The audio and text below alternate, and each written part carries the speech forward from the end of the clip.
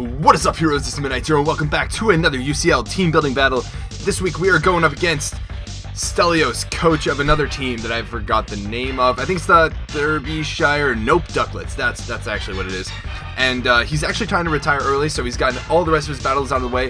To be frank, it's a little disappointing that I don't think he actually really cares too much about this battle or the rest of the season.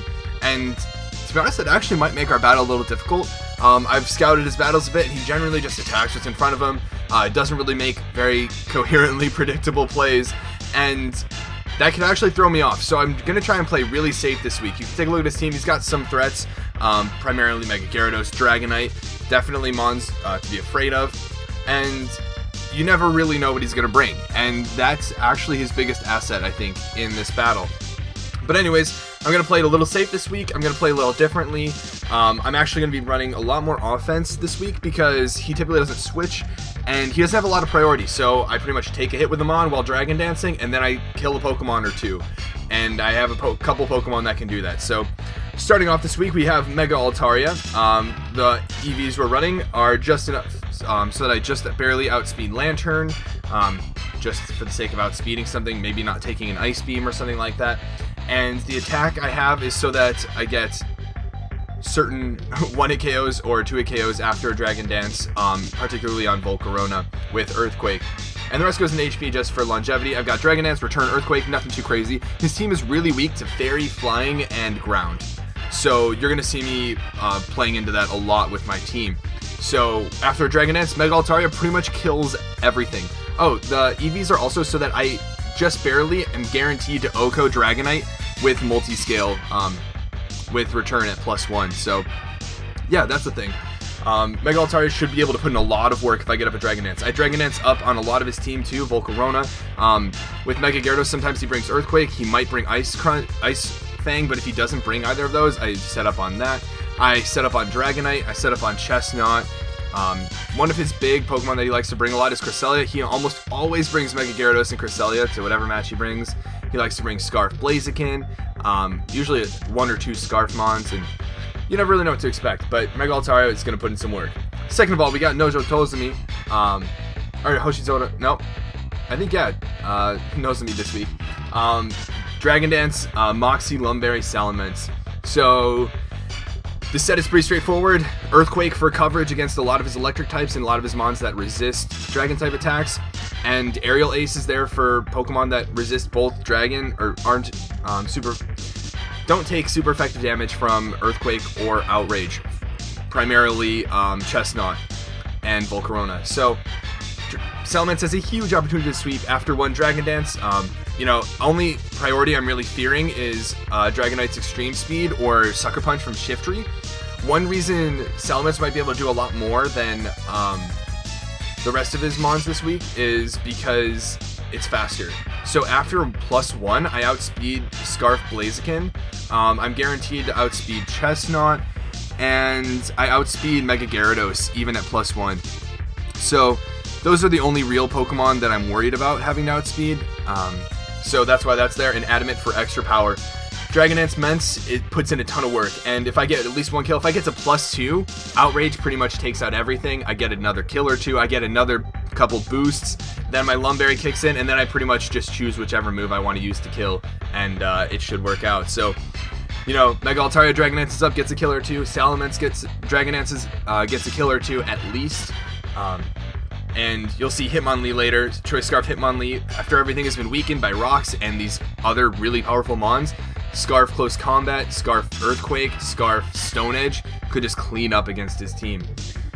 Moving on to one of my physical walls, we have Suicune, which actually doesn't do incredible against his team because he's got Zebstrika and he's got some really hard-hitting physical attackers, but against those physical attackers, what I can actually do is go for Scald Burns and maybe some chip damage that'll help get KOs with the other sweepers I have, particularly Mega Gyarados.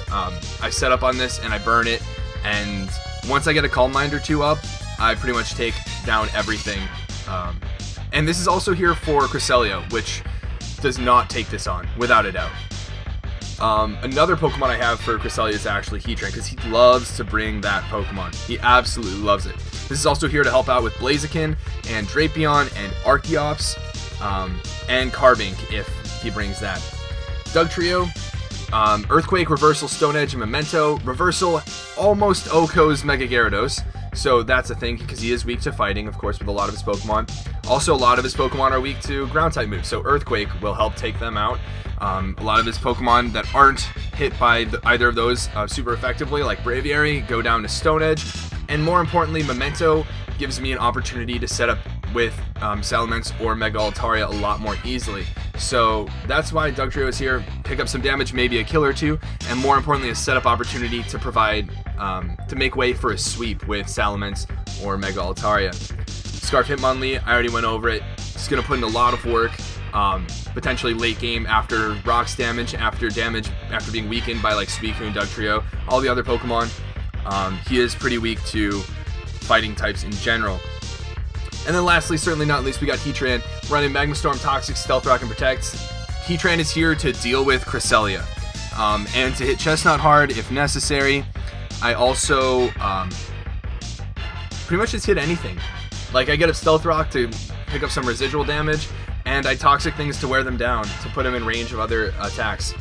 Magma Storm helps me ease prediction, because like he might try and like actually win this battle a lot more, to kind of go out with a bang. Magma Storm allows me to make switches a lot more safely, not knowing knowing that he can't switch out. Also, against something like Cresselia, with Toxic damage building up, and Magma Storm passive damage and Protect, so that I don't take damage and rather gain leftovers recovery while he's taking passive damage, my Heatran can take on a lot of his bulkier Pokemon. So that's very much a thing as well. So yeah, this should be a good battle. I'm not 100% worried about it. I really just don't know how to predict him, and knowing that he doesn't really care as much, he might try to go out with a bang. It's really the unpredictability that has me worried about this match. My Pokemon do feel prepared, I do feel that my team is prepared for him. I just need to find the right setup opportunities. I'll probably lead off with Heatran, get up rocks early, and then maybe kill something with Dugtrio and set up, or get a good opportunity. If he brings Volcarona, I'll probably just leave with Mega Altaria in hopes of getting up a Dragonette. The only reason I say Salamence has a better opportunity to sweep and finish off his team is because Mega Altaria at +1 doesn't outspeed a couple of his Scarf Mons. And on the other hand, Mega Altaria does have Roost for recovery, so you can always handle those Mons if they're Scarfed. Especially because typically it's Blaziken, and that Blaziken can't really do much to Mega Altaria.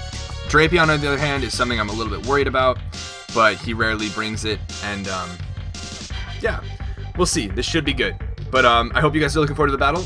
But until then, this has been Midnight Zero, and this mission is complete.